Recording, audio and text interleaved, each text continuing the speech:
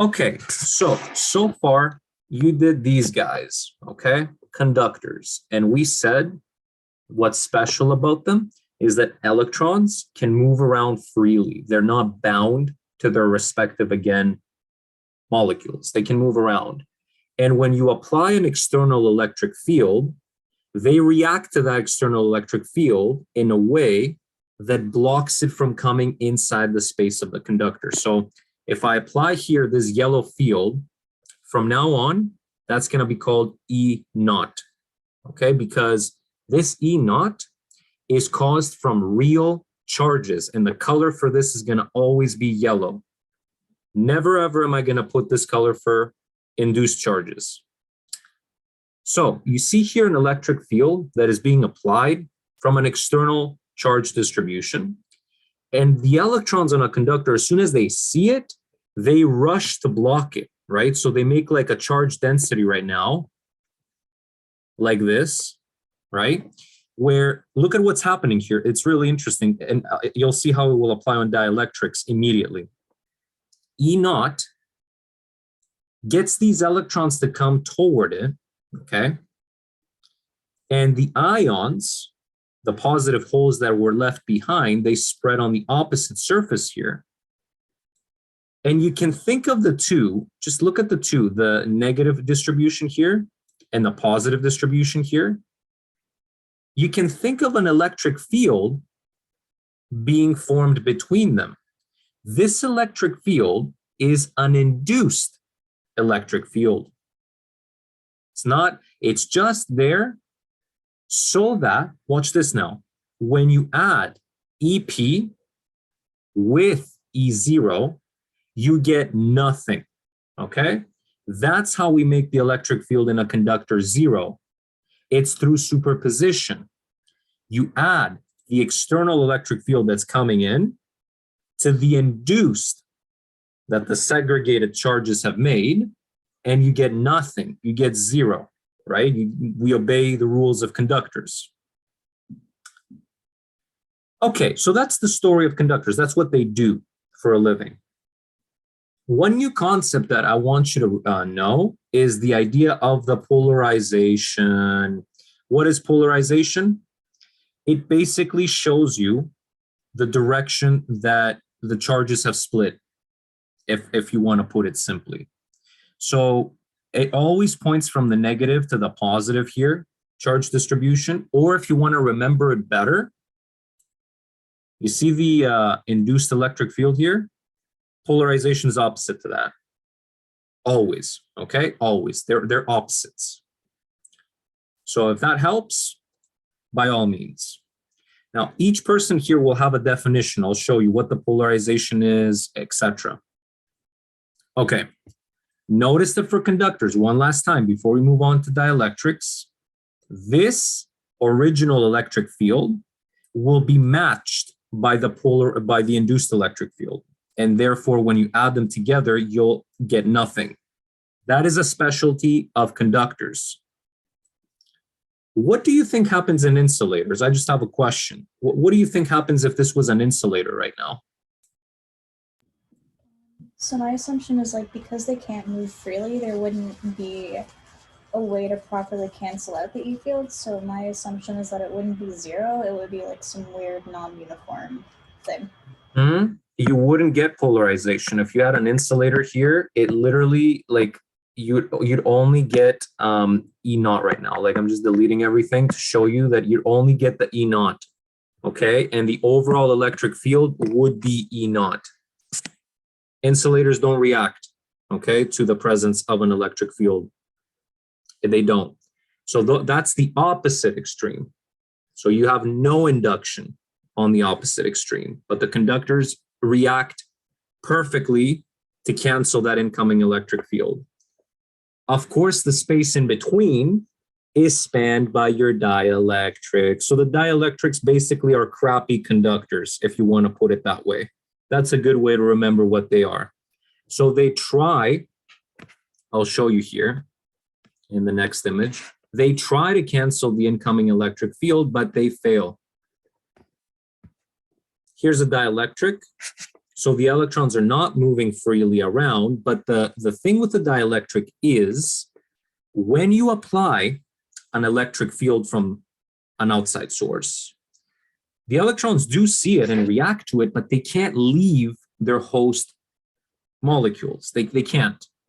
So what they do instead, using the quantum mechanics model of an electron, the electron cloud, if it was circular around the molecule, it gets stretched now in the direction of the electric field. So you see them do something like this, where again, they basically stretch and spend more time on one side of the ion than the other side. That's what I've symbolized here. They don't spend a lot of time here. They spend more time at this direction over here. So the cloud has shifted from being uniform around the plus. It has kind of shifted, toward the electric field's direction. Okay, so how do dielectrics then polarize if they are not able, the electrons are not able to move? If you pay close attention here, neighboring molecules will have the stretched electron cloud here interact with the positive core of the neighboring molecule, and these will cancel. This happens throughout the volume of your dielectric, but when you reach the very top, when you reach, like you continue the chain here, like to the left, there's cancellation that happens between the electron clouds and the neighboring cores, ion cores. But then as you move along, eventually you hit a surface here where there's no molecule next to you. And that is when you do not get canceled. So you build up a charge density from you not getting canceled here on both sides. This happens on both sides here. This is, of course, a very crappy diagram of the real world, right? This is not how it looks in the real world because these are whizzing around, right? They're moving around at very fast speeds. But when you look at an average picture, this is what's happening overall in the average picture, right? So when you take if you were to take a picture with a microscope, you'd see like there's some ions here whose electron clouds are not getting canceled. So everybody else in between gets canceled. These guys don't. And you guessed it, they will build respective charge densities on each side of the dielectric here. And that's what happens in the next frame.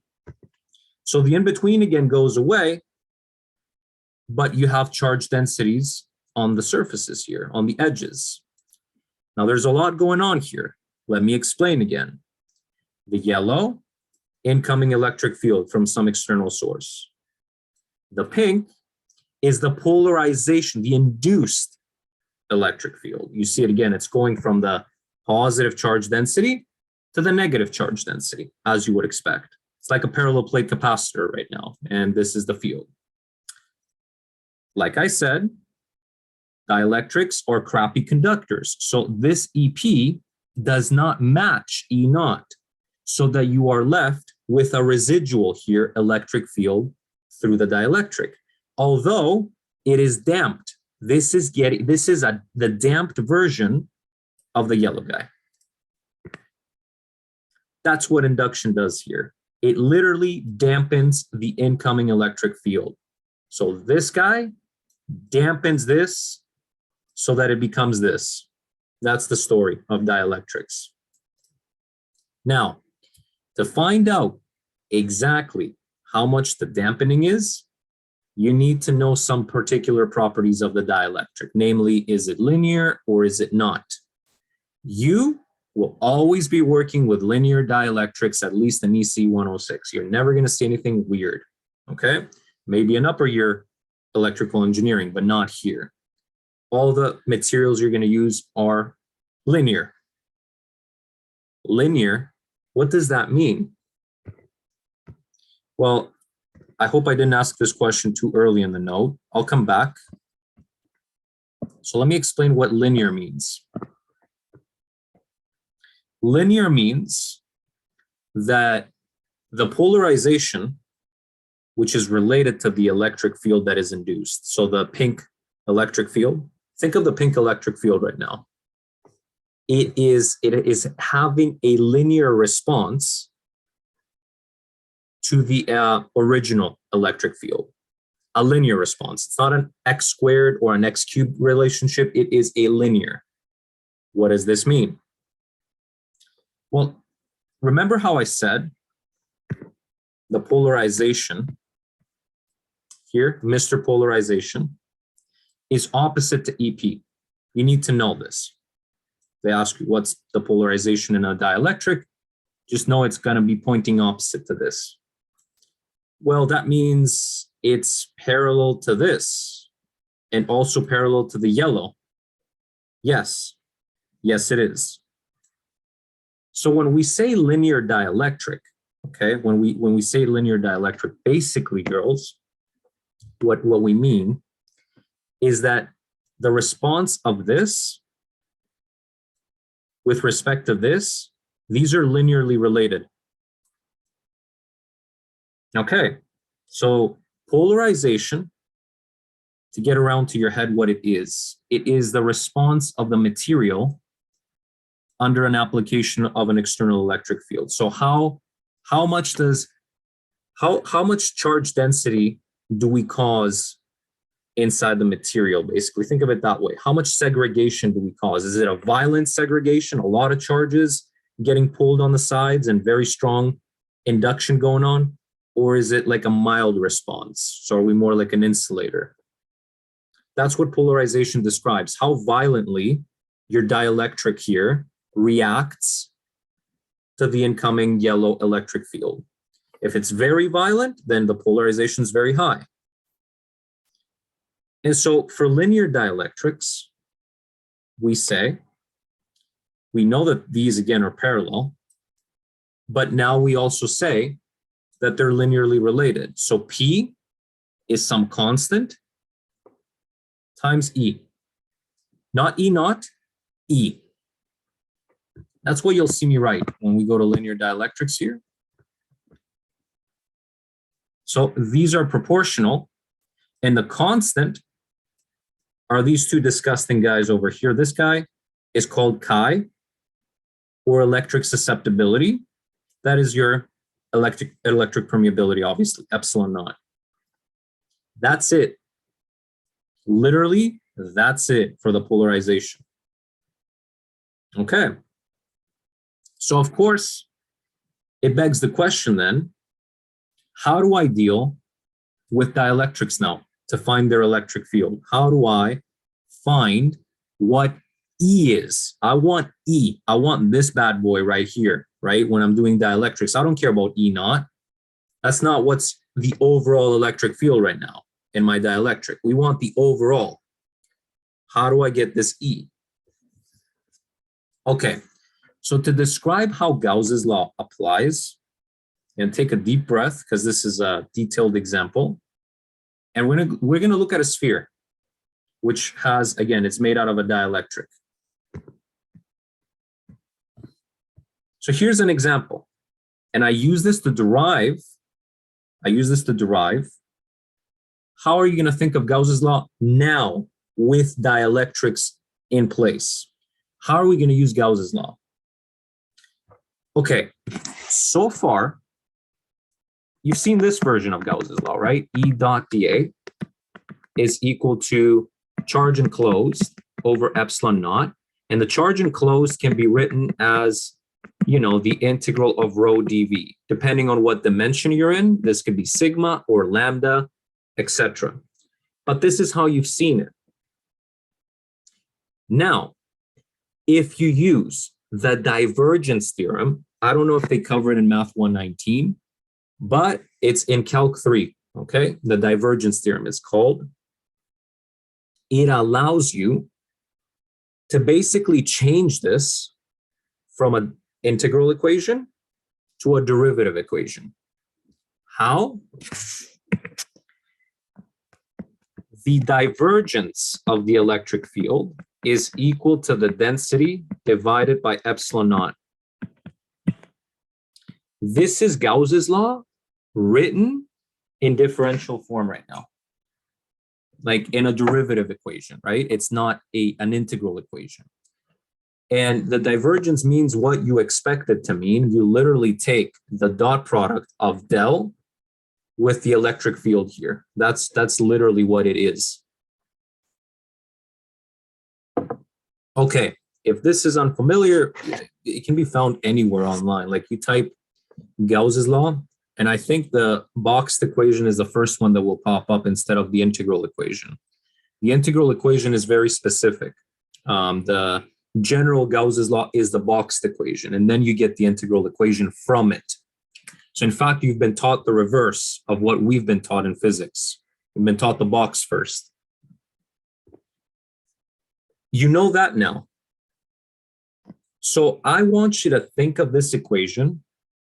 We're going to split the contributions to the electric field in three parts. One's going to be the one of the overall electric field. One's going to be the one of E naught. And one's going to be the polarization bit. So think of superposition again, right? If we want the red electric field, it must be the sum of the yellow and the pink. That's what I'm saying, right? So we must sum together the yellow and the pink to get the red. Okay, so let's do exactly that. Here's what I have here, okay? I have a solid conductor on the very inside with some real charge on it. This is real charge. That's why it's yellow. We've said from now on, real charge that is not in, basically not induced charge is going to be yellow for us forever. This is the real charge. Obviously, since it's a spherical conductor, you can see the kind of electric field it gives off, right? It's radially outwards. We understand that. So the charge density that is sitting on this blue conductor, I call it rho F for free. You know, there's a lot of jargon that goes around for how you call these charges. I call them real. You can also call them free. It's up to you. Real, free, they mean the same. I'll tell you why they're called free in a bit. It will make sense later. But this is the yellow charge density. Okay, this is the real stuff. This is the stuff that you and Kelly, Olivia and Kelly, you would put on a sphere. Like you'd go in a lab and touch a sphere and put the charge on it. That's what you control. And that's why it actually is called free, because you're free to change it. You can change this to whatever you like. Okay. Now, the space here is a dielectric, okay? It's a dielectric. So when it sees the yellow field, you bet it's going to react. Before I show you the neighboring picture, how do you think is it going to react right now? The dielectric that you have here. What do you think it's going to do?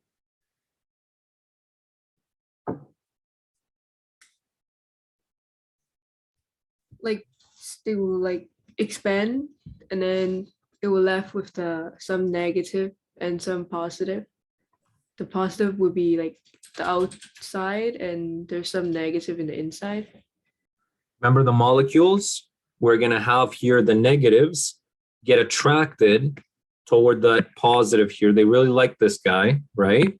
And the positives will go like this. So I expect when the in-betweens cancel, I expect here to have a positive charge density on the outside of the sphere and a negative one right outside the conductor, making me an overall EP in this direction, right? That's what's going to happen here. Do you agree? Does this seem okay? Yeah. So actually, yeah, no, that makes sense. All good. Okay. That's exactly what I have here. So I'm saying that after you had the induction happen, this is what you get right now, right? You can see again, it agrees with the picture I drew on the left, but this is now all over the entire sphere, right? So we get EP or EB, whatever, bound or polarized or induced, all of these are the same jargon. So this here is, again, EB that we're seeing here. Fair enough.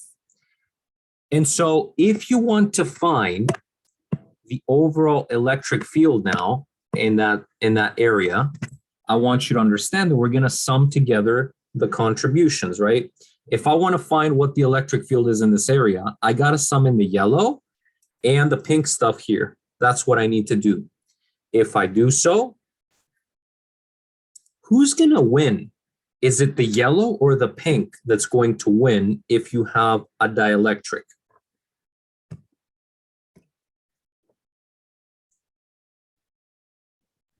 Wait, actually, what's dielectric? Dielectric is like the one that expands. Dielectric is the one that is the crappy conductor. So what did we say? We said that this induced electric field is not large enough to cancel this one, remember? When I did the cylinders upstairs, I said that the pink here is not enough to cancel the yellow. So who wins? The yellow? Yellow. And you will see that this is what I've drawn over here. That's, again, what I expect. Now I have a question. Checking your understanding. What if this space was actually conductor right now? What would happen? What would be the relationship between the yellow and the pink field? It will be the same. Yep. And what would I see on the picture here? No electric field. Beautiful. What if it was an insulator over here that I had? What would I see for the pink? Isn't that there won't be the pink? Because they won't do anything. Like There will be the, no pink. Yep, because insulators will not react. yeah, So what would I see on the left picture? just the yellow electric field not. There we go. You have a good understanding now of the spectrum, okay? Of, going from one extreme to the other, conductor, dielectric, insulator, okay? So I just want to clarify for the insulator. The reason that the insulator wouldn't have anything is because the electrons inside the insulator can't move, so there can't be any sort of induced charges, so there can't Right. be any sort of E-field cancellations. The insulator holds the electrons in place. They don't get polarized. You don't get that squeezing of the electron cloud. They stay in place. Okay. Conductors lose them. They go all over the place. And dielectrics get the polarization to happen, like the shifting of the electron cloud. But insulators do not. They always stay like they are, no matter what electric field's acting on them. Now, truthfully, there are no perfect insulators, okay?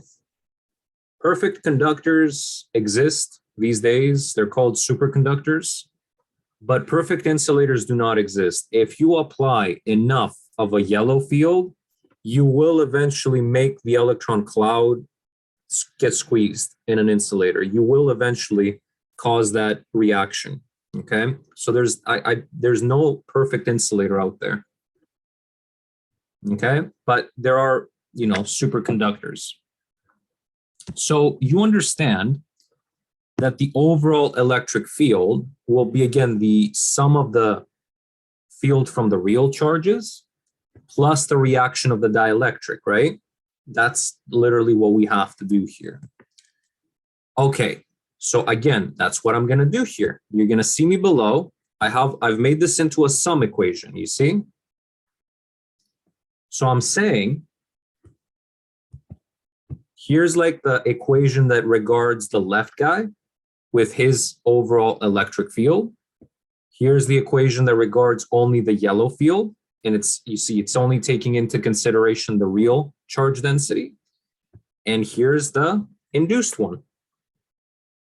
Okay, so 3 Gauss's laws for the 3 different things. And they're all, we would use a sphere.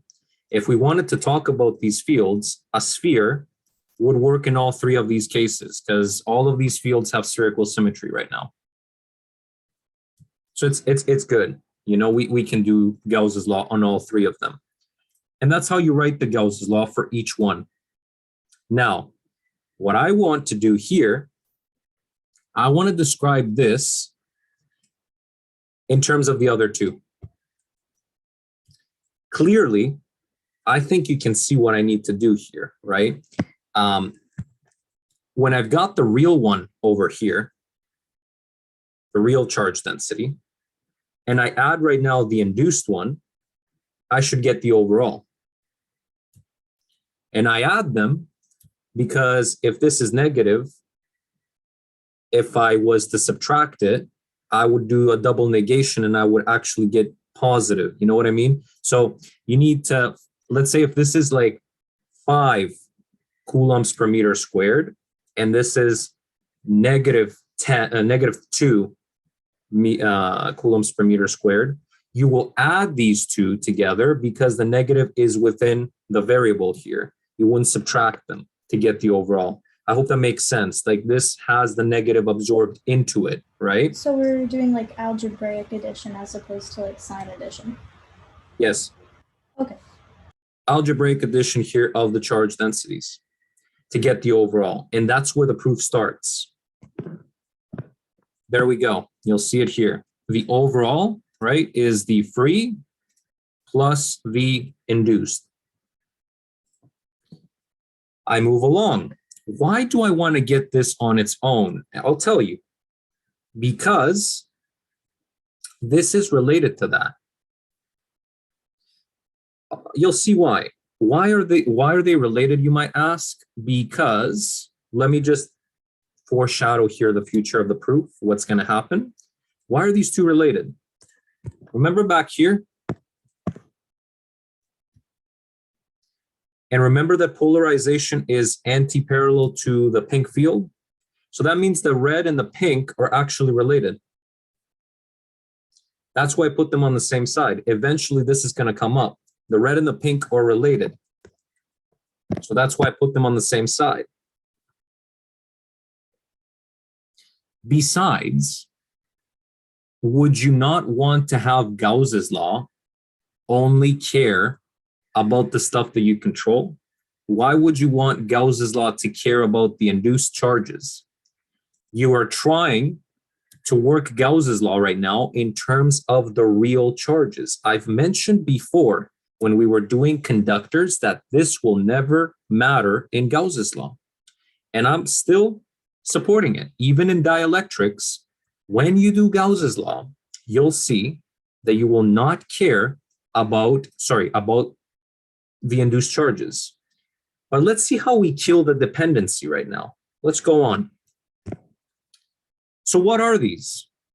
And what's this guy, right? Well, if you recall, look up there.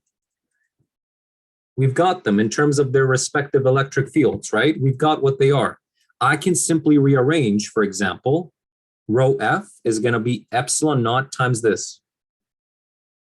So that's what I do for all three, okay? That's my next step here. I turn them into electric fields. And there they go. I haven't done this one yet, intentionally, okay? So there's the red one, right? And there's the pink one, again, written in terms of Gauss's law. However, these are dot products, okay? I could combine them together if I wanted to, okay? I'm not going to do it yet, but I'm just telling you, like these are just dot products here. I could literally pull out the del and have E minus EP, and then you put the del operator on the outside. You can do that. It's just a dot product at the end of the day. So you go, okay, all right. What's next? You got to remember that this is related to the polarization vector, okay? How? Here. This is by definition what the polarization vector is. I should have shown you. It is right there. This is by definition how these are related. I told you they're anti-parallel right? Anti-parallel, and you need to scale the polarization vector by epsilon naught if you're trying to find this guy. This is by definition how they're related. So I'm like, okay, basically I'm trading this guy in terms of this guy. That's all I'm doing in my equation right now. Let's go and put him in, see what happens next. Okay, so we're here. Notice that the epsilon naughts die here, and the negative that used to be here dies to this negative. So you have a sum now. This hasn't changed. I'm still leaving it as is. Okay, this is the polarization. Next step, I told you that I can factor, these are constants, but again, I'm just going to factor eventually the del operator outside. In the next step, I think I'm somewhere in between. I've just canceled the epsilon naughts here, and I've just written what remains here. So you have this. And in the next step, I'm going to factor, like I said, pull the del operator outside. So we basically have this. This is what remains here. This is where it gets super cool. Okay, this is again, I don't know why I'm drawing that as pink. I'm so sorry, girls. This is the red. This is the overall electric field. I'm so sorry. There we go. So when I factor the del outside, you get this. Now get ready for this. Do you know what this is?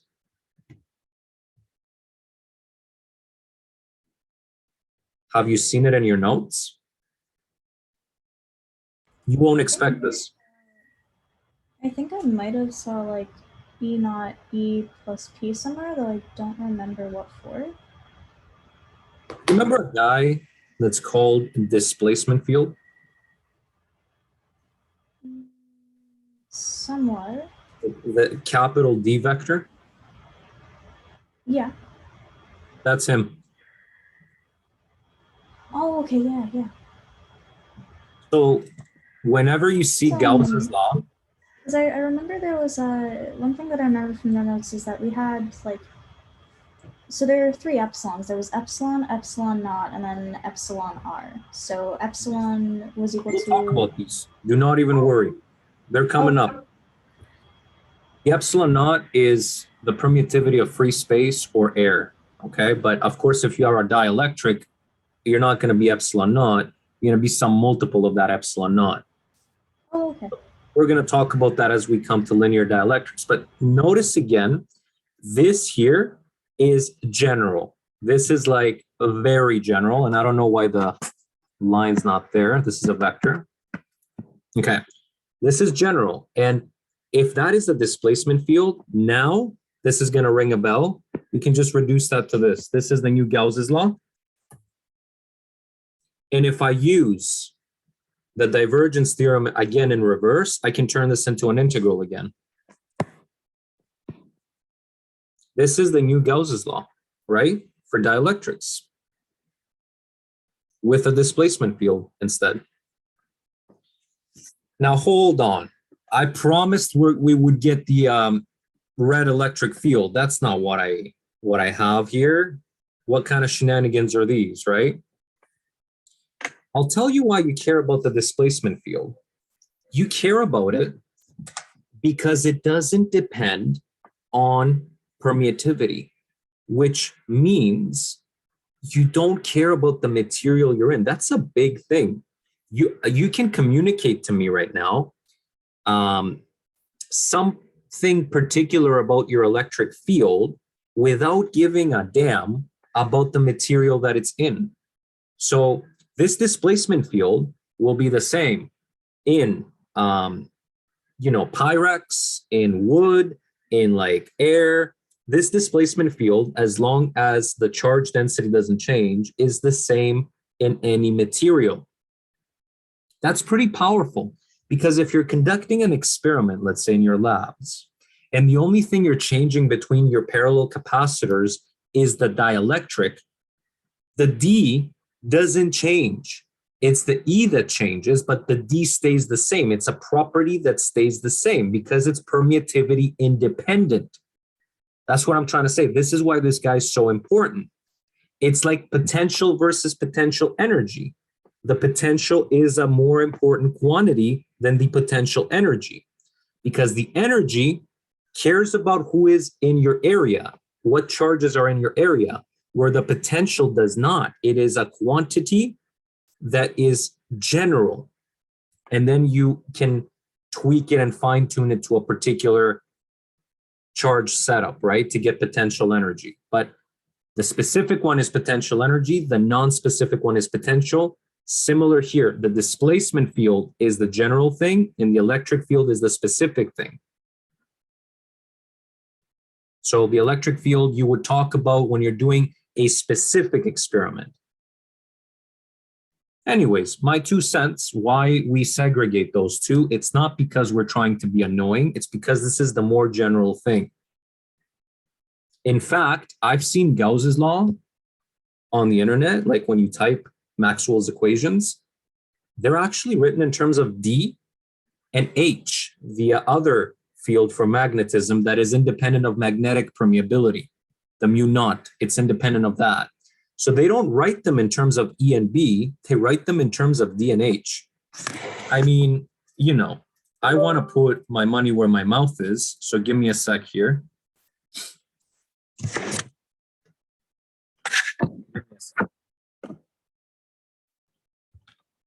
I hope you can see.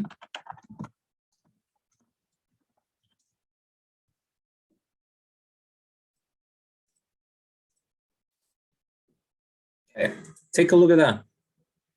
A second result here. What do you see? Okay, you see here that they've written them. Hold on, let me take my camera away. You see that they've written them in terms of displacement field and this H field that I was telling you, right? Because they're the more fundamental. Again, over here, you see the H field. Well, this time they've written it in terms of the electric field, whatever. So it's half and half how you're going to see them written, half and half. But I'm pointing to you, like look over here again. Here's the displacement field, right? Here's what we derived right now. Again, you see, I'm not lying. It is the more general quantity than the electric field is. And so is H. Again, it's the more general magnetic field than B. So this is the bigger picture, right? Now, I want E. I advertised this lesson as us getting the electric field, and I still haven't gotten the red field. What am I supposed to do here? Okay, so we stopped here, right? Can I get E right now? Absolutely not. You have to tell me something about the material that you're using. You can't. Otherwise, I can't help you. How is your material polarizing? I have no idea. It could be like linear. It could be quadratic, like I said. It could be whatever the hell dependency you want it to be. It could be an exponential. So do you see that from here? To get the electric field, I need to know some stuff about my material. The cool thing is, for air, for example, this guy here is literally, air doesn't polarize at all. So this is 0. Pay close attention. This is 0 for air. And this reduces to the original Gauss's law. Rho over epsilon naught is the divergence of E. You get back the original Gauss's law that you've been using all along. For an insulator, P is again 0. We talked about this. It doesn't polarize. So again, you can use the original Gauss's law you've been using throughout the term. But what happens when you have a dielectric now? You need to specify how it reacts to the electric field that is incoming. You need to specify. Otherwise, I cannot tell you what you need to use here. Okay, Now that we've clarified that, you've seen like the higher picture, like where Gauss's law that you've been using so far fits in the general material range. Now that we've clarified that, what's next? You need to make an assumption about this. Do you remember what the assumption was, Kelly and Olivia? I talked about it 15 minutes ago. What was the assumption about how this is related to this? Like opposite directions. And I think like higher E fields is more polarization, like more separation. What kind of Is it like dialect? Yeah, they Kelly. are linear response or something linear? Linear response. You girls are doing linear dielectrics. So back we go now. And we say, all right, we can assume for P that it's linear to E. It's linearly dependent on E. So there is a constant here that we need to put in. What is that constant? Okay, watch how it all makes sense. It really is beautiful when you think about it from a general perspective. So P here is not going to be exactly this. Okay, it can't be exactly that. We said the polarization is going to be weaker than the original field that's coming in. So I expect P to be a fraction of this. So I expect P to be equal to this times some constant, okay, times some constant here at the front that will again indicate that it's a fraction of this. It's not the full thing. That fraction, chi. Look how it all falls in place when I explain it. And this is the electric susceptibility I was telling you earlier. So now you know what this is for linear dielectrics. You can go and put it back. You can go and put it back into here. Okay, so we're going through and I'm gonna put it back. Let me do it again. Let me see how I've done it here so I don't confuse you. Okay, I see how I've done it. All right. So when we add those two things together again over here, now I know what P is. I'm plugging it in, right? I know what E is in terms of P. So I plugged it in. I killed this dependency forever. And now you can see I can factor the electric field outside. And I get this. And now this is where your epsilon R, Olivia, comes into play. This guy here is actually epsilon R. By definition, it is 1 plus the electric susceptibility by definition. So when you proceed further, you basically can get D as this. And by definition, these two guys producted together are the epsilon that you were telling me earlier.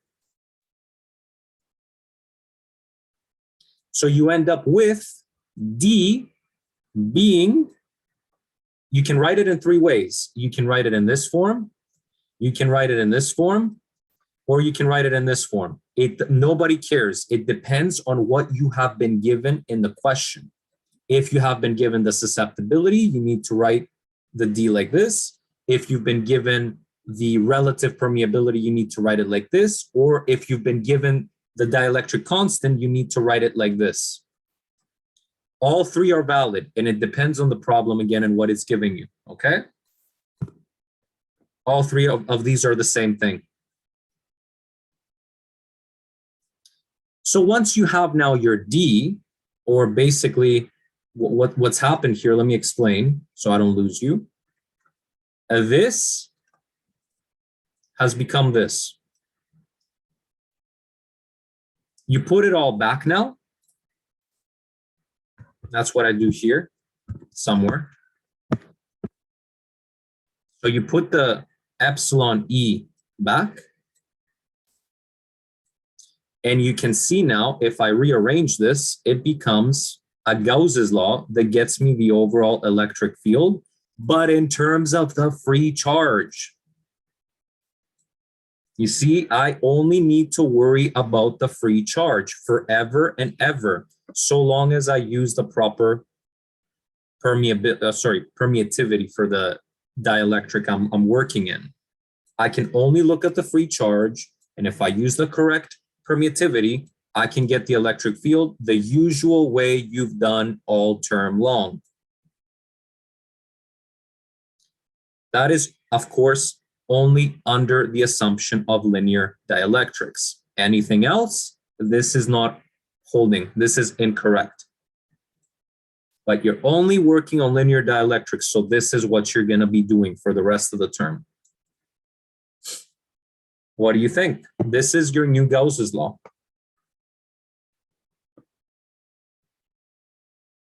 Do you see where the derivation comes from? How now you only again care about the free charge and you can get the overall electric field out of it?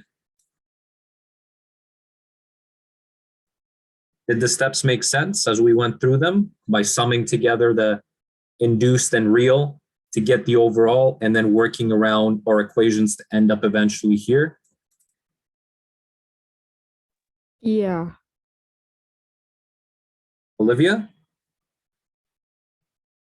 I think so. Yeah. I'll give you this note. I just want to make sure that you followed again the derivation, right? So it's a very nice example. I've come up with this to explain how we are supposed to do it. Okay, so back to a problem that we can do now, okay? Remember, this is your holy grail from now on. And in fact, I've actually written here, see, these are the equations that hold only for linear dielectrics. So all of these are good for your linear dielectrics. Don't get confused. I'm just rewriting what I've told you so far. So again, the overall permeativity can be written as the product of the relative permeativity and epsilon naught, or if you're given the susceptibility, you can write 1 plus the susceptibility times epsilon naught, and these are all equal. Now, for Gauss's law, which is this, the D, if you have linear dielectrics, we defined it, we found out that it is this, right? So if we substitute it in, we can get Gauss's law written in 3 different ways right now, depending on what you've been given. If you've been given permeativity, write it like this. If you've been given susceptibility, write it like this. If you've been given relative permeativity, write it like this. And these are all the same thing. And that's what I want to keep for doing the questions, this box here. That's what you need to worry about. If you ever forget what epsilon is in terms of epsilon r, look, you can literally work it out from the equations here. So that's what I'm going to use to do a problem with you now on dielectrics. Okay, I want to show you at least 1 or 2 examples on how you're supposed to do this. Okay, let's see. What kind of spheres do we have here? We have a few. Okay, that's not bad.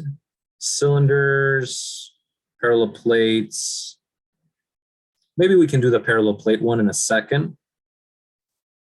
This one I'll leave for next time. This is, again, pretty complicated stuff. Dielectric lens. Okay, these are having to do with a different topic on dielectrics. So I will choose, this is what you're going to see on an exam right now. So I'll choose that. Okay. So let's go back here. Here's the equation that you need to worry about, and we're copying that first. Actually, let me have you pick which one you like more. Do you like this one? The dielectric is the dotted bit. Okay. This is solid conductor. This is air. And I believe, yeah, the region here is also conductor. And the other one, conductor, 2 dielectrics in series, and then another conductor. Which one seems more appealing? You pick. The first one? Olivia, you also want the first one? Yeah, we can do either. Okay. If we have a conundrum, then I would choose here. What's better? I would choose here. This has more stuff going on. So I'll choose that one. Okay. So I'll go into your folder here. And let's do this one. Let's see what's up. Wait, I gotta- do I have access for this folder too? Yeah, you will have access to this, Kelly. I'm Oh, going to okay. split the folders up. I've been planning to do this for a while. Okay, okay. Do not worry. So again, I don't want to get this wrong. We have a solid conductor in the middle. Okay, so this small guy is a solid conductor. All right. And then we have between B, I guess, and A, there is a void. Okay, so this is air over here. Good. And then around it is the dielectric, which I put funky colors for it. I sometimes make it green, the area in between, like where the dielectric is. So, I'll shade it here and make it green right now. So blue, always color code for conductor, but green here, brown, orange, it's going to be dielectric colors so that we communicate again effectively. Okay, and we are given that you see here, we're given the relative permittivity of the region here. So that means when we do Gauss's law, we'll have to use this version because that's what we've been given, right? Okay. Now, around between C and D, the region between C and D is conducting. So we're going to put another layer over here. And the region, again, is going to be conducting over there. So it's solid conductor. Okay. So this is our situation. And we've got the radii, right? We've got here, this is, I guess I can draw it by hand. We got here that this is A. Okay. And we need to find the electric field between all of these regions, A, B, and all of these, right? There's B. Again, there's C over there. Maybe I can make D all the way to the outside like that. Let me fix that.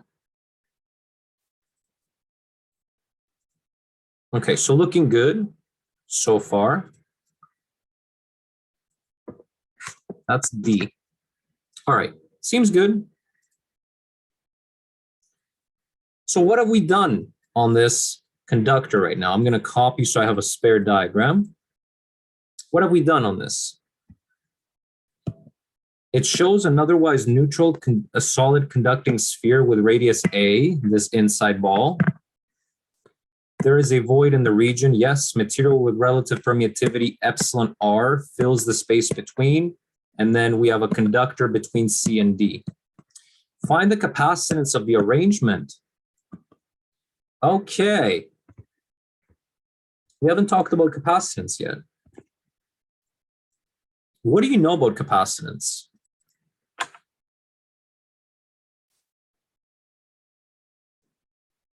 Remember the equation that gives you capacitance? Is it like when the voltage is decreasing, the capacitance will increase? Or like Okay. increase and the capacitance will increase too?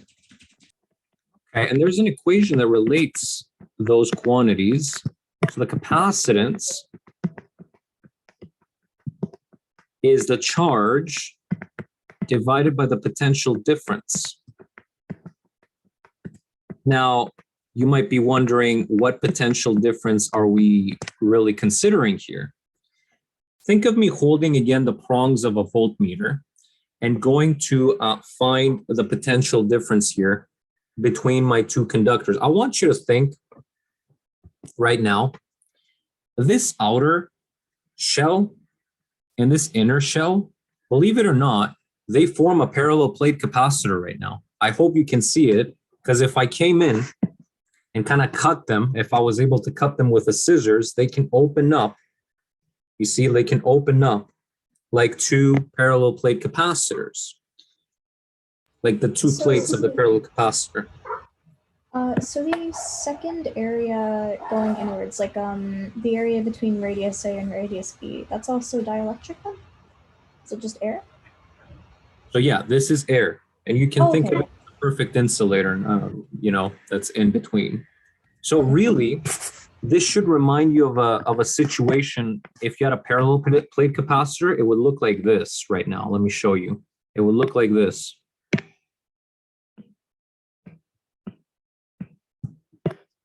That's what literally what's going on over here.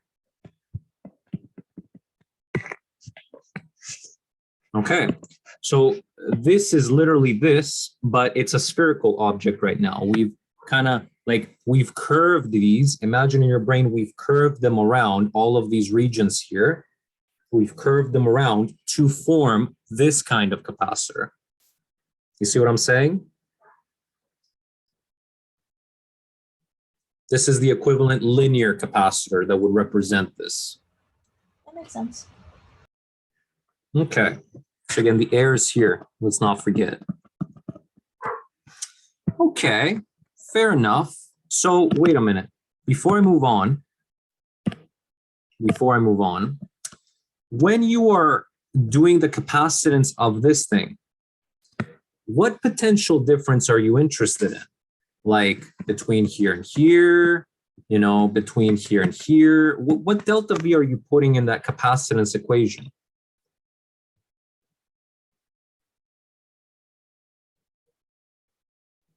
ER. So to go from here to here, is that what you put in?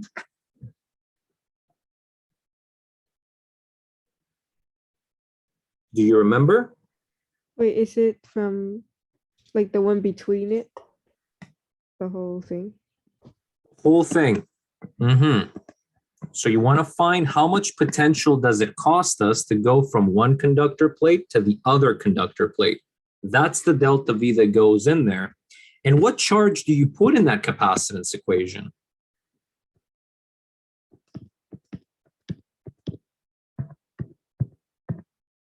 You just assume like a positive and a negative? You assume a positive and good. I'm glad you know that one.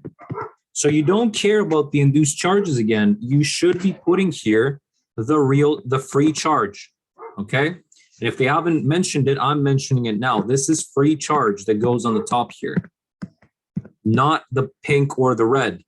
The yellow is what goes there. So now you know what you're looking for. How do you then convert this to our problem? What delta V should we find? Between what radius and what radius should we calculate delta V right now?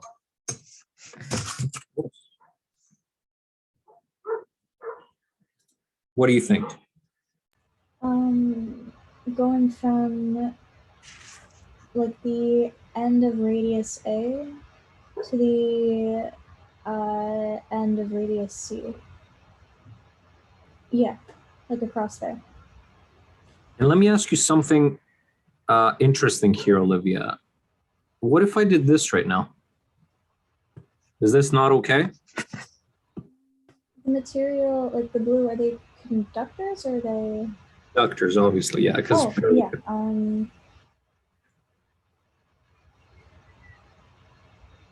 Wouldn't it? Yeah, well, it would be different on the outside.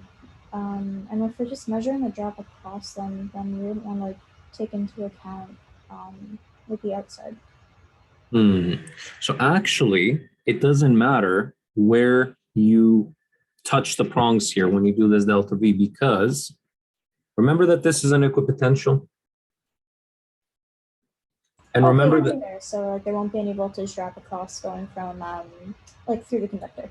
exactly. So if I touch there, versus here, I register the same initial voltage. And if I touch here instead of here, it's again the same voltage because these are all, the blues are all sitting at a constant potential. So it doesn't matter where exactly you touch. Now, for us, I'm going to choose what you said. For simplicity, I'm going to go from A to the end of C over here, okay? So if I'm trying, again, you'll see how I'll set up the problem now. I need to find, okay, you're telling me delta VAC. However you want to symbolize it, right? Or VAC. This is better. Okay, how do I do that? Who's going to have the bigger potential? Let's think for a sec. Think. When I'm coming in from infinity right now, I am encountering an electric field from the very outside over here, and my potential is growing, right? My potential is going up. And in the conductor, it stays flat. But then I'm still encountering electric field in the dielectric here, which makes my potential go up higher. And same for the air over here, even higher, right? And when I reach the inner conductor, it flattens again. Who seems to be sitting at the higher potential? That point or that point? The one on the inner conductor or the one on the outer conductor seems to be sitting higher? The inner conductor. Absolutely. You have to be careful, okay? So, note, when doing delta V for capacitance,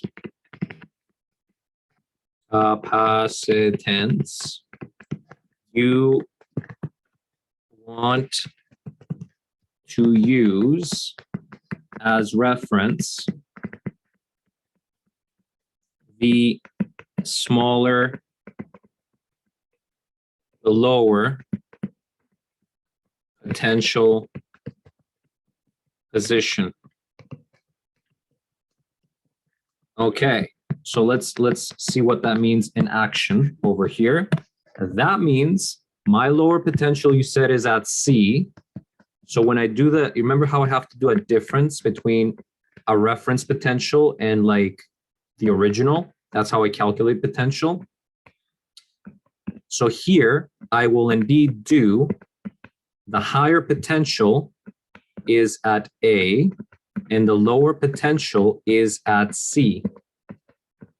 So that's what I use as my reference. Okay, that will guarantee that I will always get a positive number, and it matters a lot when you have like potentials that will yield logarithms. You're going to get the wrong delta V if you do it the other way around, especially there. So this is V A with respect to C. There you go. That's the potential I want to use. You'll see that it will turn out to be positive. So I need to take right now, watch this, the integral, my trip is going to go from the reference, which is at C. I'm moving inwards right now. So I'm traversing the dielectric until I reach B right now. And the field there, we're going to call it E, B, R, C, dotted with DL, just like I did in the olden days.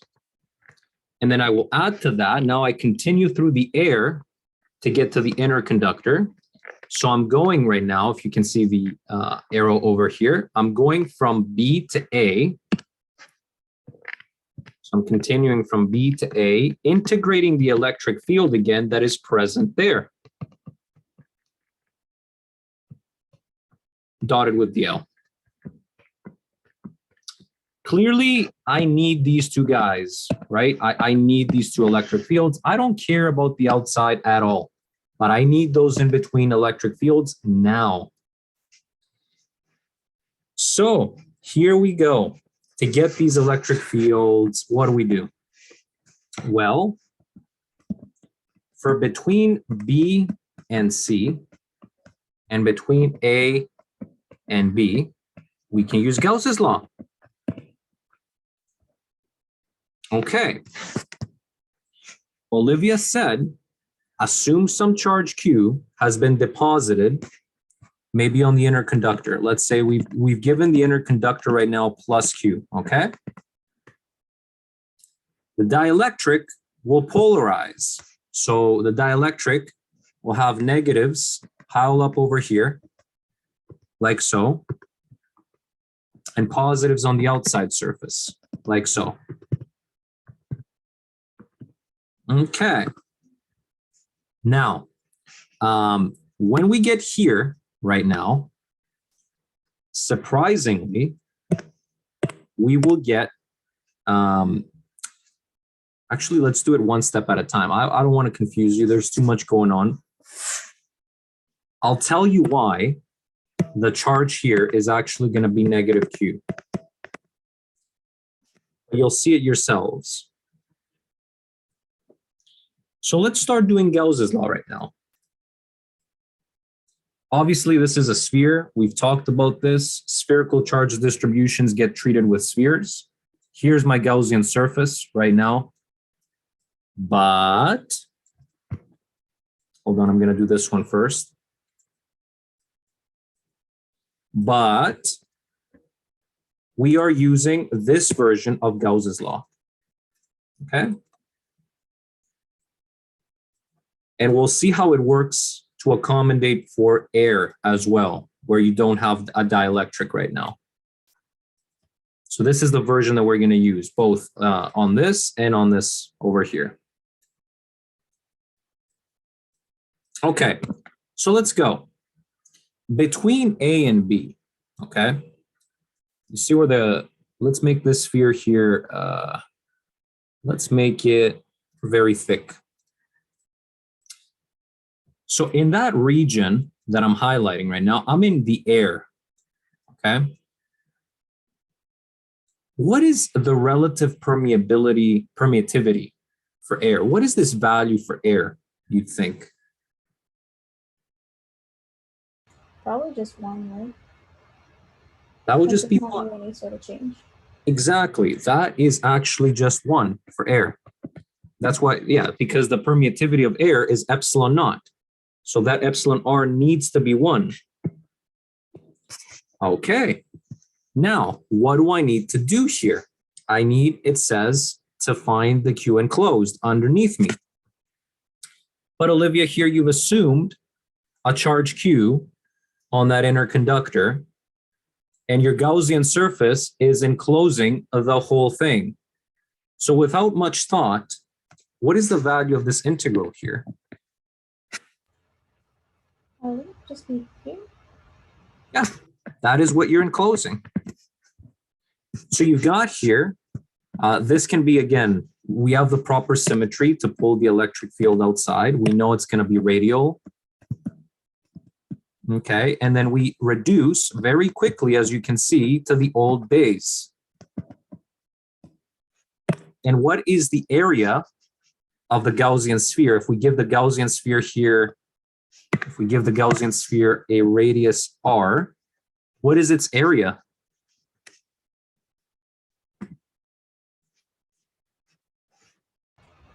Isn't it pi r squared? 4 pi r squared, right?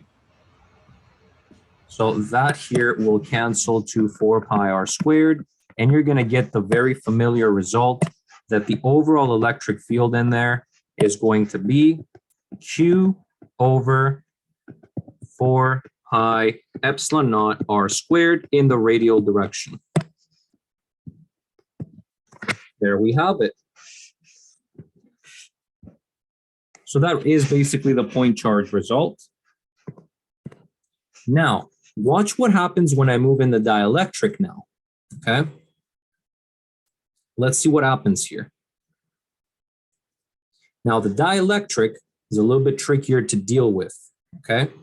But trust me, it's hilarious how easy our equation here is going to be to fill in.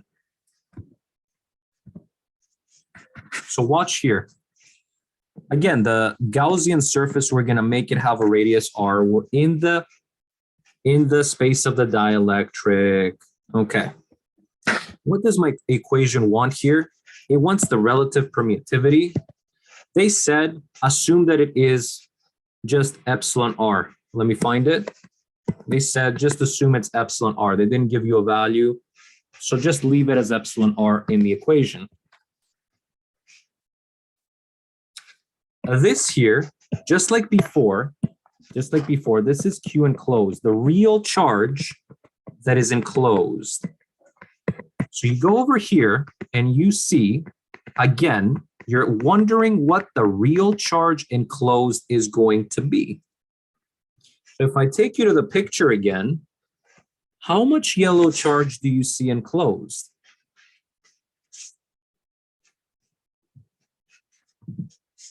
Just Q. See what I told you? You're never going to have to worry about the induced charge, and it's true always. So again, pull the electric field outside on the left-hand side because it has the proper symmetry. And on the right-hand side, you have Q over epsilon R, epsilon naught. Once again, what is the area of the Gaussian surface here, like the whole area? 4 pi r squared. 4 pi r squared. And so you end up again with the electric field here being similar, okay, to the other one, but besides a constant. So it has the same dependency, 4 pi, but you have that epsilon r over there instead. And that is your electric field in the dielectric. I said it's going to be the original, but it's going to be damped because this epsilon r is a number larger than 1. It's going to be the original, but slightly damped from the dielectrics reaction. And that's what we see again here. So you have the two guys that you want, okay? You have them. Time to put them in the integral, okay? To get your desired voltage difference here, VA comma C. So this electric field was this guy. There we go. Let's not forget the R hat.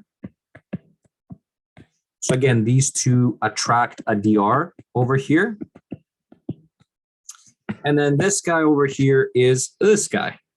So put him in. There we go. And this again attracts a dr. So without further ado, also this should have been a negative here. I don't know how that became a positive. That needs to be a negative. We're always subtracting the terms that come in the voltage equation. So this becomes, let's see, negative Q over 4 pi epsilon naught. I'll open up a bracket. I'm factoring this entire thing outside. For the first one, I have 1 over epsilon r as a constant outside the integral, and then dr over r squared, going from C to B. And then for the second one, I just have nothing other than dr over r squared, going from B to A. So what is the result of these integrals? What do they become?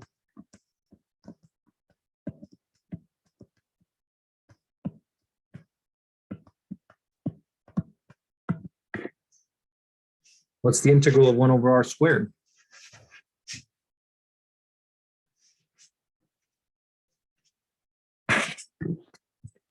Isn't it ln x squared? That would be the integral of 1 over r.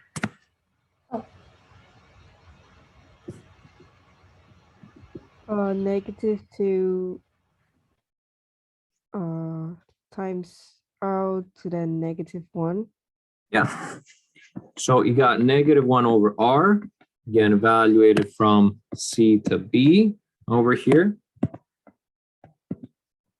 And then minus, sorry, I factor the minus outside here. So that means this is going to be a plus over here. And it's the same integral, so it's the same result that we're going to get.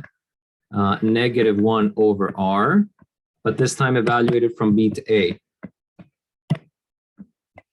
Okay, so I can drop all of these negatives right now in one shot and have myself q over 4 pi epsilon naught,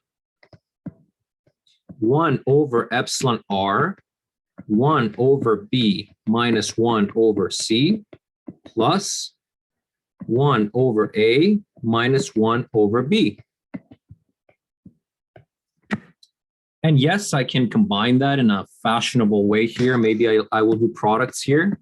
So I will have cross multiplication done. C minus b over bc. And then maybe here b minus a over ab. Okay. And then we can even combine these ones. So I can get here one, let's just do it all together here. I'm going to get A, B, C minus B, okay, plus epsilon R, B, C. I'm just cross multiplying. B minus A, and then the denominator is going to be the product of all the denominators. So epsilon R, A, B squared C. Beautiful. So that is the big bracket, and then it's getting multiplied by this constant. That is your potential difference. Notice how it's going to be positive. Notice how C is bigger than B, so this is going to be positive. And notice how B is bigger than A, so this is going to be positive. And I promised you that if you did the lower potential as a reference, this is what would happen. So you don't have to do absolute values or any of that crap. If you did it the other way around right now, you would have gotten the opposite result, and you'd need to be like careful that B minus C is less than 0. You'd need to flip those around before you put that into your capacitance equation. So to avoid any trouble with being positive, just take the lower potential as a reference when you do the potential calculation. And you've got V. So if you want the capacitance right now, remember that it needs to be a charge-independent quantity. Is it going to be? Let's see. So Olivia said that on the capacitor plate, we're putting in some random charge Q. That's the free charge that we have. And here goes our potential between A and C.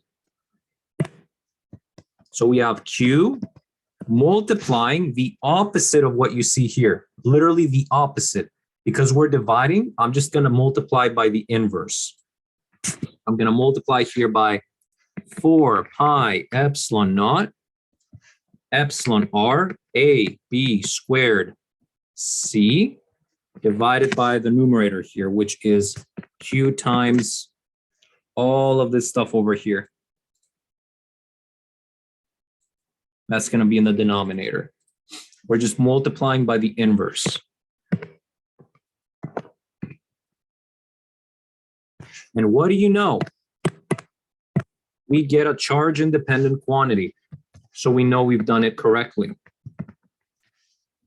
Unless we have forgotten a constant. So you see the capacitance is going to be a charge-independent quantity that's going to depend only on the properties of the capacitor. So here it's written very nicely for you. And so we're dividing again downstairs by AB, C minus B, epsilon R, BC, B minus A. And that is the capacitance of this sphere. Done and done.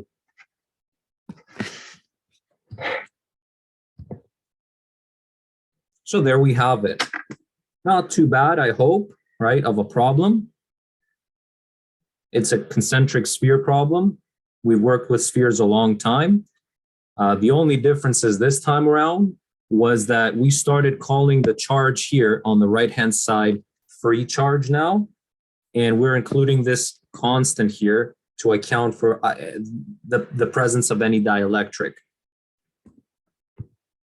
That's the difference. It's the same old deal, but with a few changes. Every time you do now Gauss's law, you have been warned that you only care about the real enclosed charge, the yellow stuff. You don't care about the pink stuff at all, or the red stuff. We formulated Gauss's law so that it works with a free charge. Always. Okay, by definition, that's what we were chasing after. And so if you want the delta V that you're going to put for the capacitance, the only thing to watch out for is that this V here needs to be the lower potential so that when you do the difference, you get a positive. If you did it the other way around, these bounds would have been messed up over here, and you would have been getting B minus C, A minus B, and if you don't notice that, that's going to cause problems, like I said. So just make it a habit. It's good to just build the habit now. This is the lower potential when you do capacitance. Important. Make sure that is, and if you want to figure it out, who is the lower potential, what plate is the lower potential, do the thinking that I did. I go, if I'm coming in from infinity, right, my potential's rising, stays stable here, rises again, and stays stable on the inner conductor. Clearly, as you can see over here, clearly, that's lower than this, clearly. And it took me 5 seconds to think about that. 10 seconds. So be really careful about this. This is a nitpick that I want you to be careful about. Once you have it rolling though, it's very easy to reach the capacitance. You know you've done it right when the Q's cancel.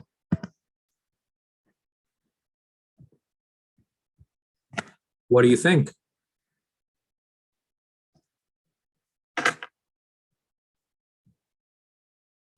Questions? So having the Q's cancel, is that like a universal property? Yes. Or okay, so no matter what problem we're dealing with, that's like a sign that we're on the right track. Yes. You never will get a capacitance that has a charge dependency ever. It's based on properties of the dielectric, of the capacitor itself, not the charge. Okay. So charge will always somehow dump out. Either you have sigma and it cancels another sigma on the denominator, or you have Q canceling Q, the charge will always go away.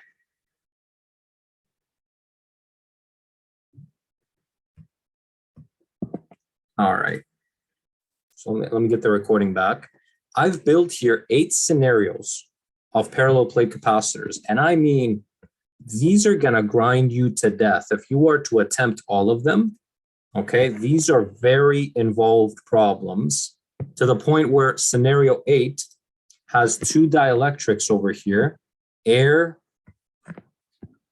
like all sorts of crazy stuff going on. We have like this kind of system, right, where I have like 3 conductor plates, 2 dielectrics, air, right? And you have to find the overall capacitance of the system. So I'd be proud if you reached all the way out here, but this problem is difficult and usually not something that you see in ECE 106. Let me show you what you typically see in ECE 106. Let me find the diagram one. There's like what you see in ECE 106, right? The dielectrics are sitting in the middle, air and air above and below, right? And you have to find the capacitance of this. So you won't really see another conductor plate here in the middle. Sometimes it does slip through a problem like that. I've seen it. There it is. I've seen it, okay? But again, we need to build up to that, okay? It's a little bit cumbersome. So let me just get you I just want to get you primed, sorry, not prone, primed for dealing with parallel plate capacitors, because we can derive some equations right now that only apply to parallel plate capacitors because they're so common in this chapter. Spherical capacitors, cylindrical capacitors are uncommon, okay?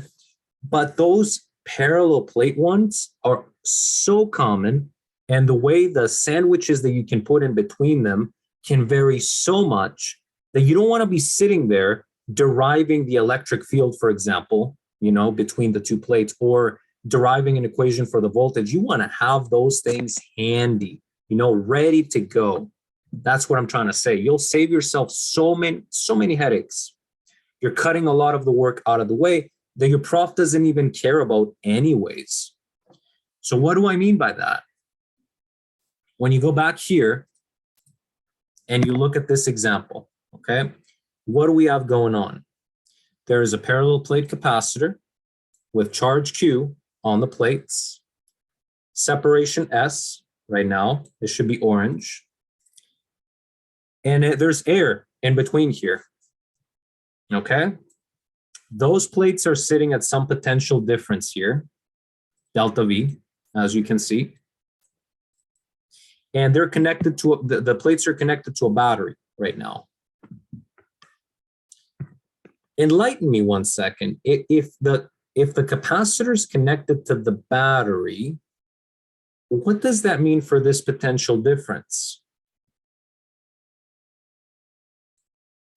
Wouldn't it just be like equal to whatever the battery supplies? Exactly. So Kirchhoff's rules again, the loop rule, right? If you're going around here, you have to return to the original potential that you had. So if you have V here and the battery boosts you by V, you have to end up at 0 here. So somehow you need to spend that potential, and you spend it here when you're going through the two plates. Okay, so we know that the electric field for parallel plate capacitors, I think you know it. It's the charge density on them, sigma, divided by 2 epsilon naught. This is something that you've derived in notes or in class, and it's a result that you keep around, So that's where the story starts from. I should say here, not over 2 epsilon naught, over epsilon naught. Over 2 epsilon naught is for the parallel, for the plane, for an infinite plane, the factor of 2. But for a parallel plate capacitor, it's just 1 on the denominator. Fair enough. So this sigma, you can find it by dividing the charge that you have on the plates by the area of those plates. Literally what you expect, right? Because it's a surface charge density. Okay, you can put that back into your E field, and you've got this right now for the E field.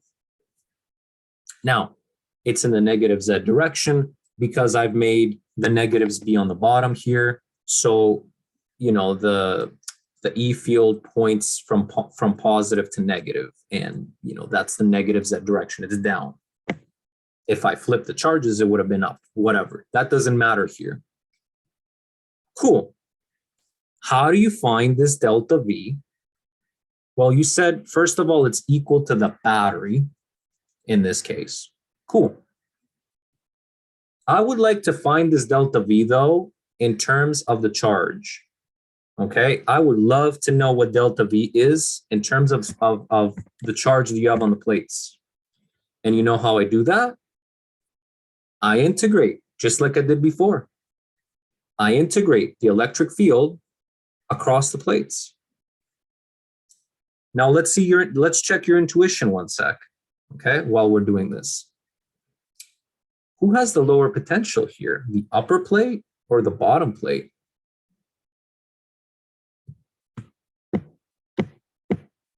What do you think?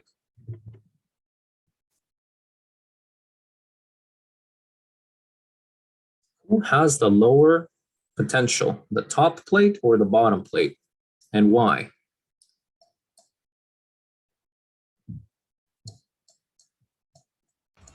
Well, it's going from the top to the bottom. So as it's going away from the top, the potential for the top increases. So I would say the one with the higher potential would be positive Q, and then lower would be negative Q. And there's two ways to think about that, Olivia. One of them is, I've instructed you earlier in the term that this guy points, you remember the equation here, E is minus del V. So this guy points in the direction that the potential decreases maximally. So if you follow the E field, your potential is actually going down. So if we follow it, that means this is V low and this is V high, right? We've done this in the past, so I'm just refreshing your memory. Okay, so if I wanted to use a reference right now, who would be my reference? Let's see again if you're following today's, notes. Who should be my reference right now? Should it be the top plate or the bottom plate when I do the potential difference? The bottom plate. The bottom plate. Okay, so this is my reference. All right, so I'll do it on the side, even though it's been done down to the left right now. It's been done for you, but I'll do it on the side. So we have that the V, let's say now here, the location in terms of Z right now is S. So V at S minus V at 0Z is going to be the integral from the reference, as we always do, to the other plate, that is the position of interest. And then we integrate the only electric field that is in between there. So Vs minus V0, that is what the potential difference, this is the potential difference that you're looking for, the, I guess here, delta V that you want to plug in your capacitance. So delta V is equal to the integral from 0 to S. The electric field in between the plates, you've called it, you see it here, negative, well, actually, I'm going to use this form. I didn't want to spoil it. I'm going to use that form. So I've called it Q over epsilon naught A, negative Z, dotted with DL. So these negatives will cancel, and this invites DZ right now. So the delta V is going to be Q over epsilon naught A, DZ from 0 to S, and you can see how this just becomes S. I guaranteed you that you're going to get a positive back, and there you go. So the potential difference is just QS over epsilon naught A. Perfect. So what if you wanted the capacitance now of this thing, right? The capacitance equation says Q over delta V. Or in this case, Q times this guy's inverse. So epsilon naught A over Q times S. Notice again, bye-bye go the Q's, and you're left with a capacitance. I'm willing to bet you've seen this equation again somewhere in the notes because it's for parallel plate capacitors. So we've got the delta V, we've got the C. Everything looks awesome, right? And one other thing that they will ask you about is the potential energy that you can store between the plates, right? So they're going to ask you about U. U is, I'll usually write it like this, Q times delta V squared. So this will, over here, depend on charge. If we put in what delta V is, it was QS over epsilon naught A. So you get overall that you're going to get Q squared times S divided by 2 epsilon naught A. That's going to be the potential that you can store in between those two plates. And that's it. Wait, do you need to square the voltage potential? Yes. Sorry about that. It is QV squared. I'm not mistaken, right? Let me peek because you never know. Yes, it is it's CV squared. Again, I made a mistake here. My bad. C delta V squared. If you write it in terms of Q, I believe it's Q times delta V. So this one will be the result that you got for the capacitance, which is epsilon naught A over S, and then delta V squared, which was QS over epsilon naught A all squared. And when you work these out, you're going to get 1/2. So one factor of each is going to cancel here. I hope you can see what I mean. One factor of each is going to cancel. On the top, you're going to have Q squared, okay?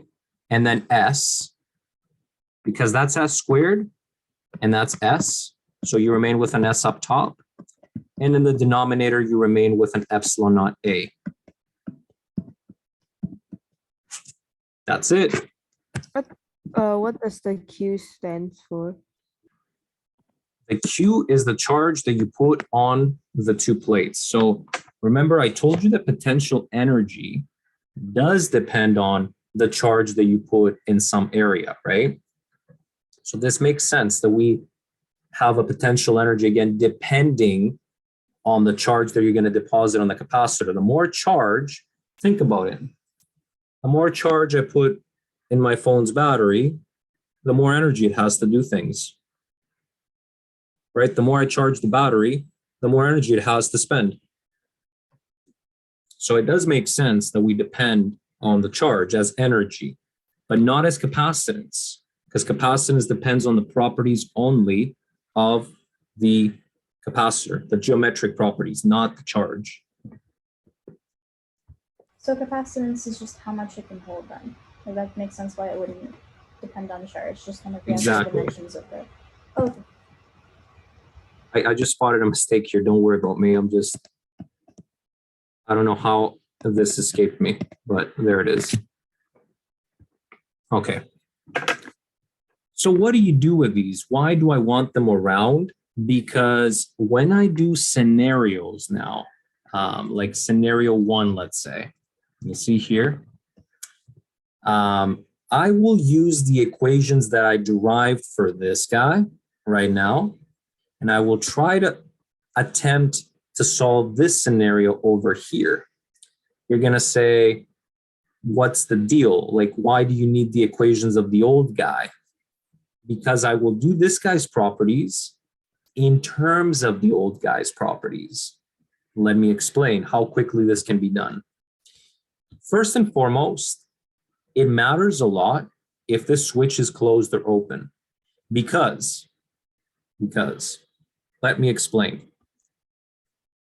The idea is that you start from here, and then you put in the dielectric sandwich. That's what you always do.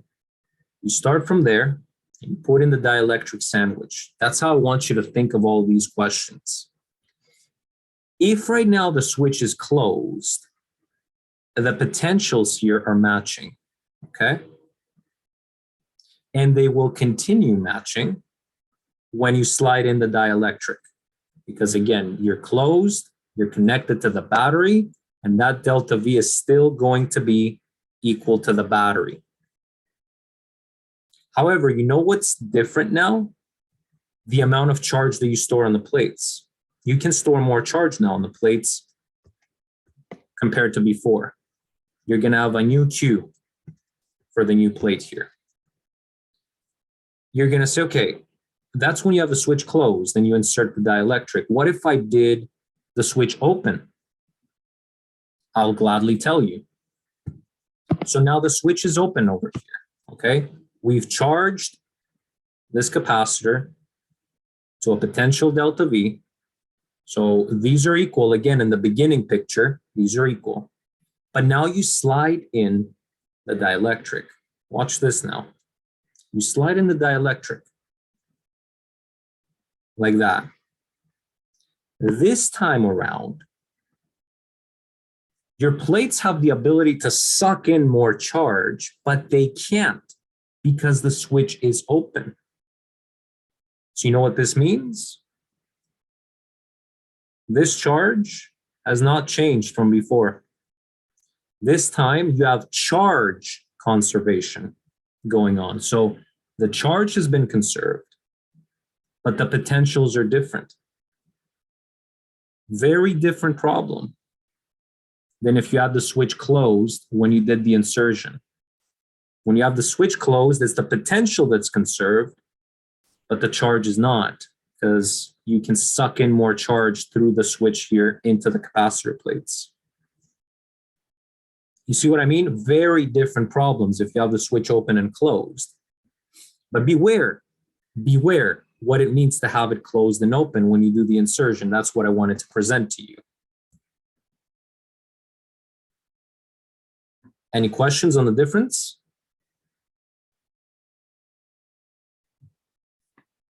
No, I think I'm good.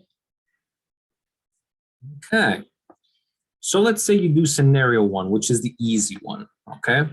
Let's say we do scenario one, and I tell you, I want to find all of the quantities of the new capacitor, all of them. New electric field, new potential difference, new capacitance, new potential energy. How do you do it? Well, the switch is closed while I inserted the thing. So did my potential change? No. No. So first hint here, that did not change. It's still the potential of the battery. Okay, but what is the electric field right now? Hold on. What is the electric field right now? Well, I told you that for a parallel plate capacitor, it's sigma over epsilon naught. And in this case, it's pointing downwards, so it would be in the negative Z. However, you have put a dielectric in between. And the dielectric is dampening this original electric field. How do I account for the dampening that's happening?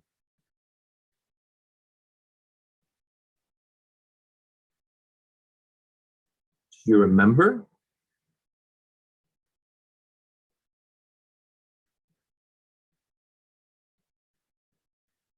Instead of epsilon naught, our Gauss's law had either epsilon, 1 plus chi times epsilon, or epsilon r times epsilon.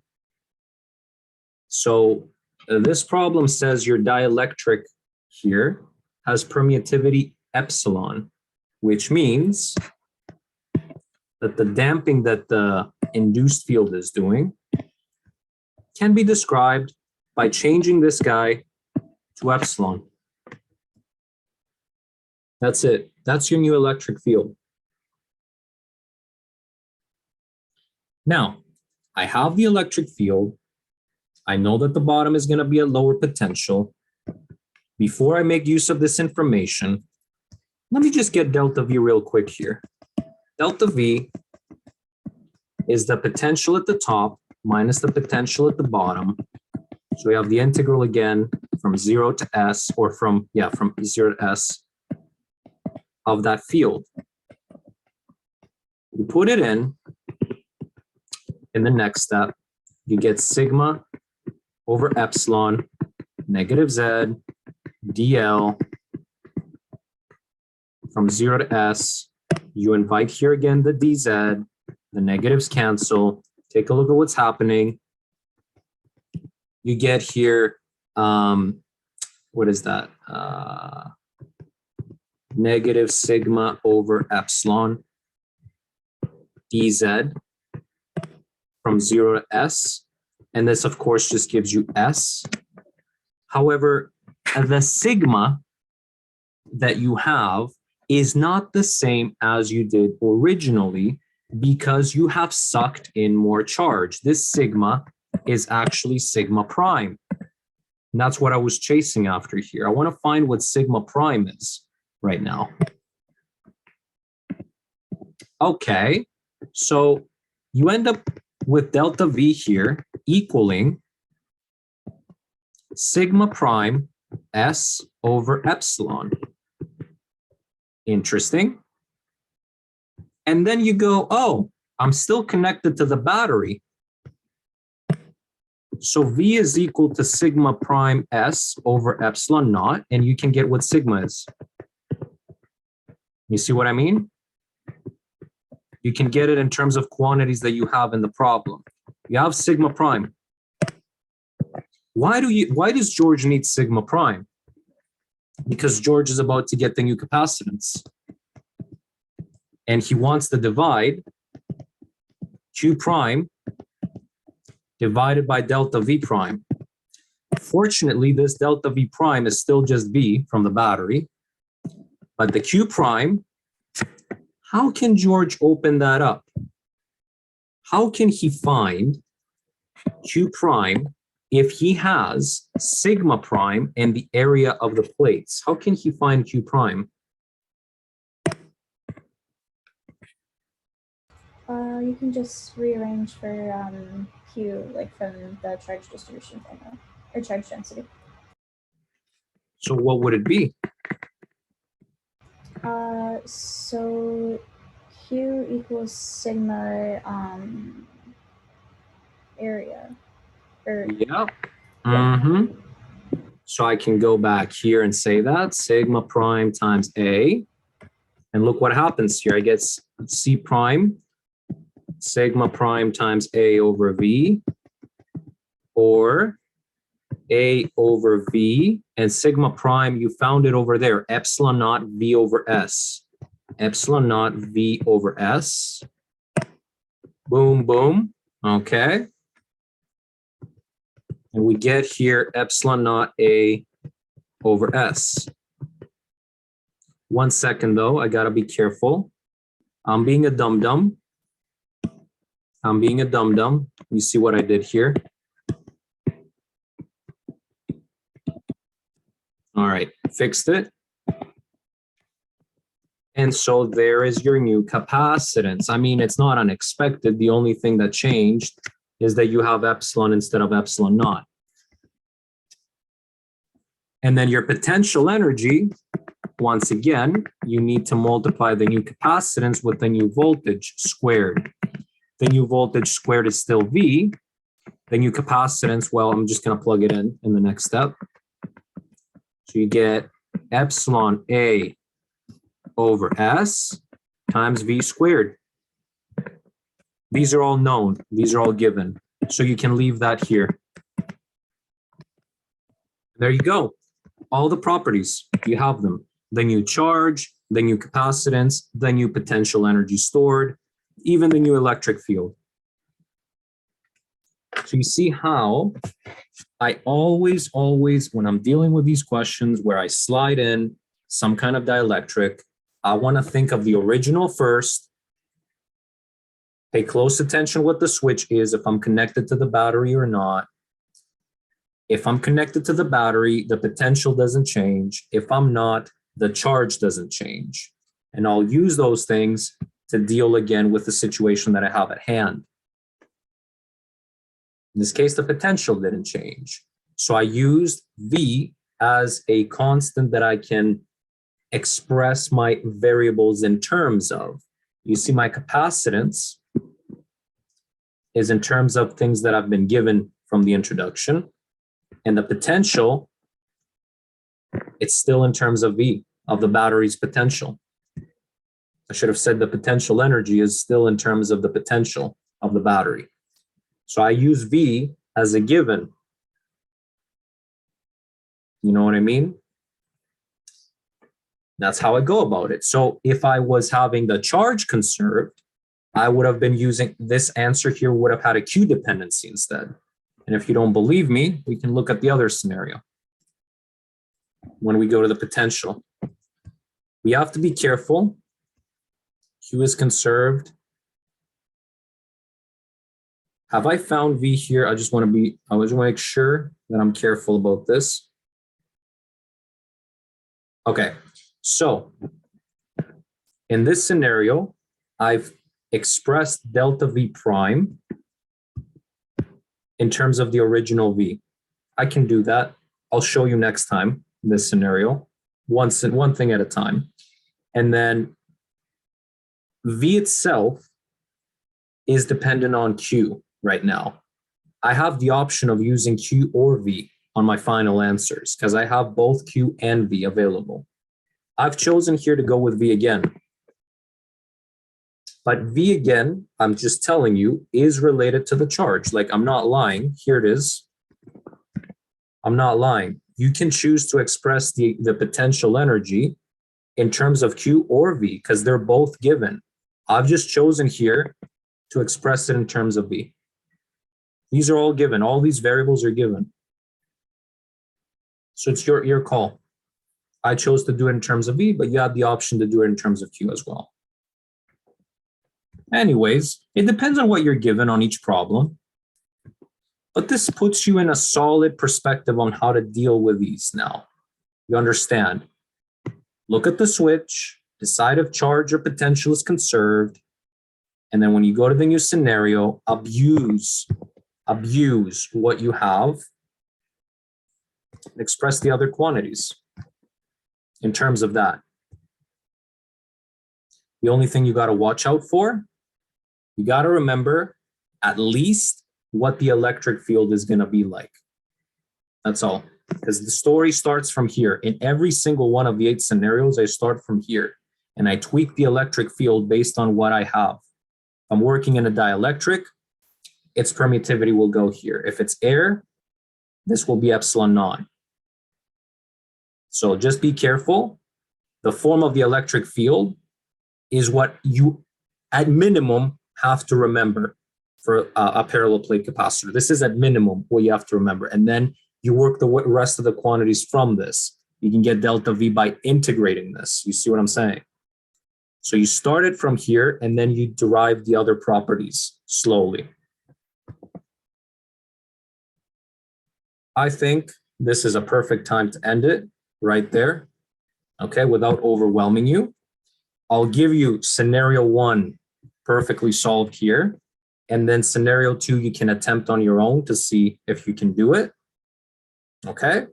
I'll give you the solution for scenario 2 as well. See if you can do it, and ask me questions next time about it, okay? Whenever we meet next week.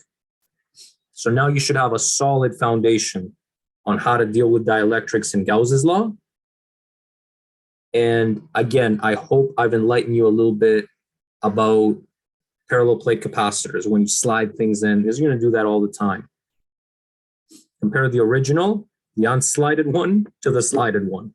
And start always from the electric field and derive the rest. Questions?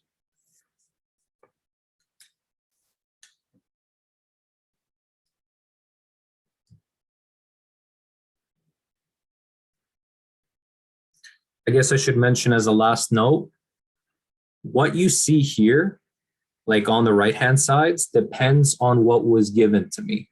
I can't stress this enough. Depends on what was given to me. So if I was given epsilon r instead, this would look like epsilon r times epsilon naught right there. I really want to stress this. If I was given the susceptibility of the dielectric, this would look like, over here, this epsilon would look like 1 plus chi times epsilon naught.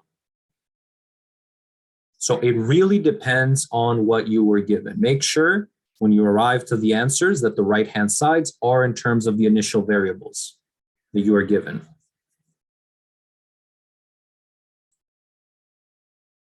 Make sense, girls? So far, so good? It's a little complicated. Yeah. Okay. I'll stop the recording here.